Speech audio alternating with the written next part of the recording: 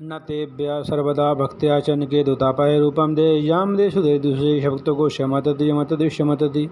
इस संसार में कोई किसी का नहीं है, सब भुवनेश्वरी की माया है। मनुष्य अकेला ही जाता है और अकेला ही आता है। आपके कर्म ही आपके भाग को बनाते हैं। आपके अच्छे कर्म हैं तो आपका अच्छा भाग होगा, और आपके कर्म बुरे हैं तो आपका बुरा भाग होगा। पृथ्वी कर्म भूमि है।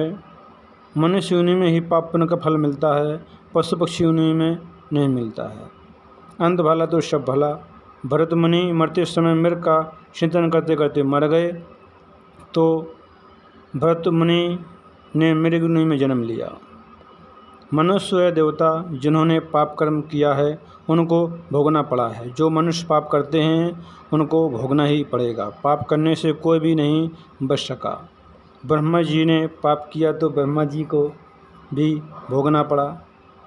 ब्रह्मा जी कामातुर होकर सरस्वती के पीछे दौड़े तो भगवान शिव ने रोका, लेकिन ब्रह्मा जी नहीं माने और ब्रह्मा जी ने सरस्वती के साथ समागम किया।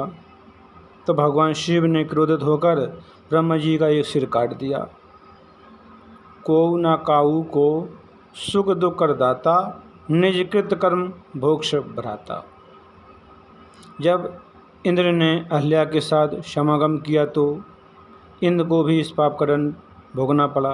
इंद्र के शरीर में 1000 भग के निशान बन गए। और फिर चंद्रदेव ने गुरु बृहस्पति की पत्नी तारा के साथ भोग विलास किया और तारा गर्भवती हो गई और एक पुत्र को जन्म दिया।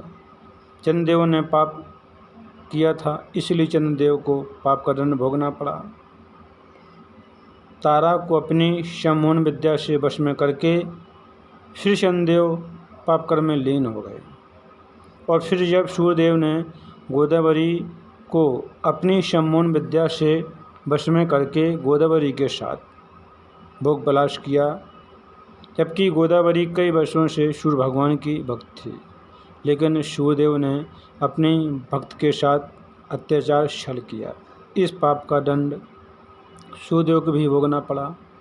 सूर्यदेव ने भक्त और भगवान की मर्यादा को भंग किया था, इसलिए सूर्यदेव को भयंकर दंड भोगना पड़ा।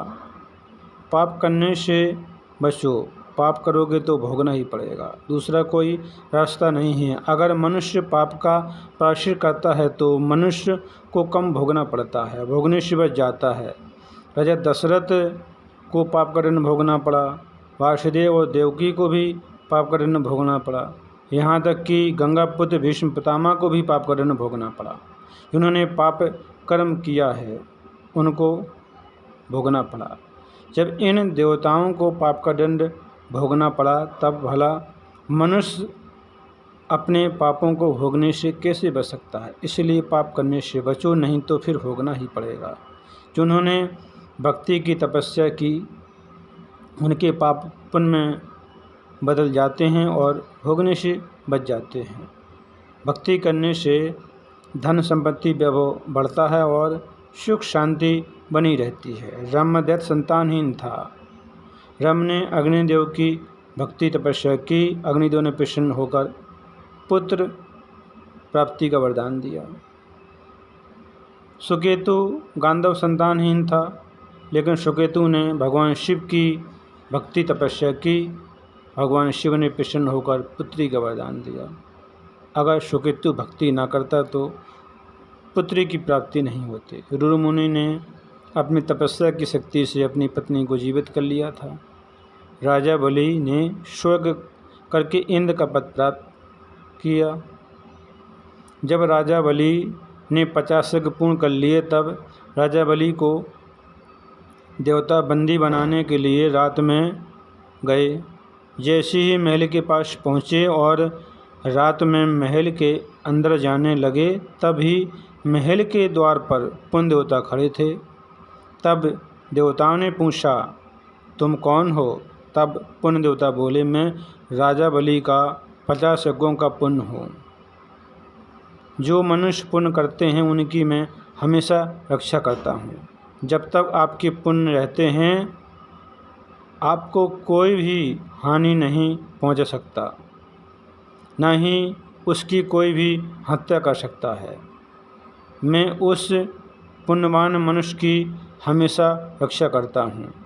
तुम सभी देवता रात में चोरों की तरह महल में क्यों प्रवेश होना चाहते हो? तब देवता बोले, हम राजा बलि को बंदी बनाने के लिए आए हैं। हम राजा के 100 यज्ञ पूरे नहीं होने देंगे। तब पुण्य देवता बोला, मैं पुण्य देवता हूँ। जब तक राजा का पुण्य है तब तक राजा को कोई भी हानि नहीं पहुँचा सकता। तब इंद्र देवता और सभी देवता पुण्य देवता से युद्ध करने लगे, लेकिन इंद्र ने पुण्य देवता से युद्ध किया, लेकिन पुण्य देवता से सारे देवता हार गए और हार के सभी देवता भाग गए। राजा पृथु ने 100,000 यज्ञ किए थे और भगवान विष्णु का पद प्राप्त किया था। इसलिए मनुष्य को भक्ति करनी चाहिए। जगदम्बा भवानी भुवनेश्वरी की भक्ति आराधना करनी चाहिए, क्योंकि